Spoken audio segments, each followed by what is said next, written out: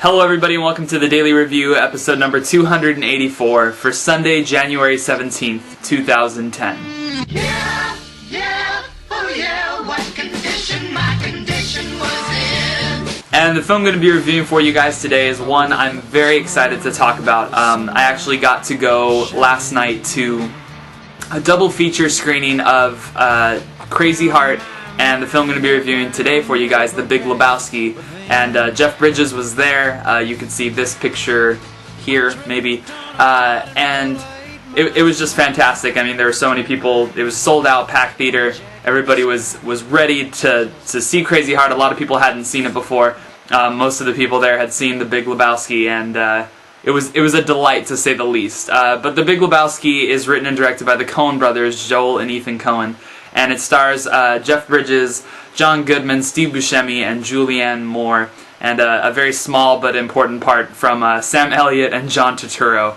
The Big Lebowski is basically the story of the dude, and these two kind of thugs come into his apartment late at night. They pee on his rug, they mistake him for somebody else. He just wants to get a new rug from the real Lebowski, Jeffrey Lebowski, or the Big Lebowski.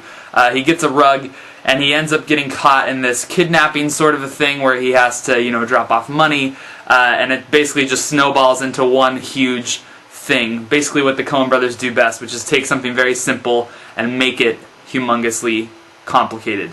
The Big Lebowski is an absolutely hysterical film. It's by far one of my favorite comedies ever, and I think most of that is owed to the writing. I think if you watch, namely any scene with John Goodman, Steve Buscemi, and Jeff Bridges together at the bowling alley, you get a real sense that all of this dialogue is so well written and it's so well done. One of the things Jeff Bridges said last night is that a lot of people think most of the dialogue is ad-lib in the film, but it's not ad-lib. It's just that it feels, it's so well written that it feels ad-lib, because half of the time they're talking, they're cutting each other off, they're swearing a lot, they're saying dude and man, and that's all written, and it's all done fantastically. I think John Goodman gives my favorite performance that he's ever given in a film as Walter, who is basically the guy that can't stop talking about Vietnam.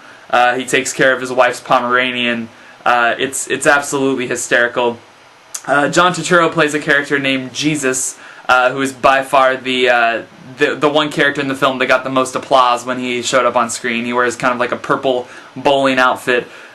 He has like a coke nail. He has a hairnet. It's absolutely ridiculous. But I think the main thing about The Big Lebowski, maybe more so than any Coen brothers film that I've seen, but it's very common with almost any Coen brothers films, is that they know how to create characters that are totally fleshed out human beings that aren't necessarily the main characters. I mean, in most films that you see, you care about one or two people, and that's it. And those are the only people's lives you really get to know. But even characters in this film, such as like the landlord, who has this interpretive dance number that he does, there's a guy in a Volkswagen that follows the dude around all the time, Brant, who's played by Philip Seymour Hoffman.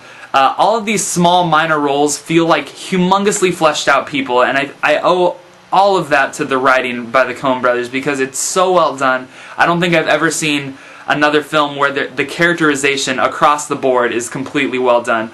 And did I mention the movie's hysterical? I mean, it's absolutely hilarious from beginning to end. There's some crazy LSD-esque sequences involving bowling and Jeff Bridges being in a semi-porno with Julianne Moore, who's also in this film. And it's all just fantastic stuff. I absolutely love it. I know most people have probably seen it, but if you haven't, you're really missing out. Beware, though, they swear a lot. But for me, the swearing in the film, I know some people complain about swearing, that it's overdone, and it's like, let's just stop swearing. I feel like every time somebody swears in this film, it's almost like poetry, and it's not being overused, it's just who that person is. It's an absolutely fantastic film. I could probably record a 20-minute review for this and talk about it, but I'll cut it off right now. I give The Big Lebowski a 5 out of 5.